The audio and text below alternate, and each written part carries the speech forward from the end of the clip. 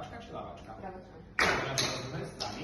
Margaret, ty si nekryš ruky, daj sa na dole.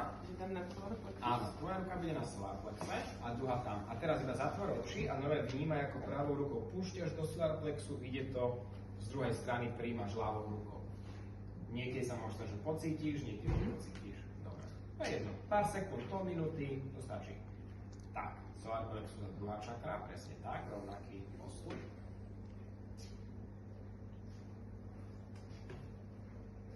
Super. Teraz po z druhej strany, aby si nekryžila ruky. Solar. Tam, solar a hrudná. Teda hrudná je trošku vyššie, to je trošičku vyššie ako prsia. Potom je solar a krčná.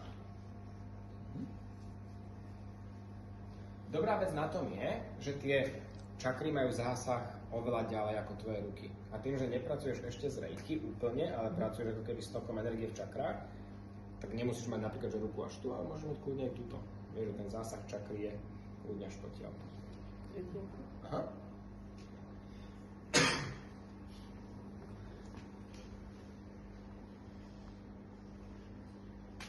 A potom je tá a tá. A buď dočiahneš, alebo keď nedočiahneš, tak sa tváriš, že jednu ruku dočiahneš. Výborne.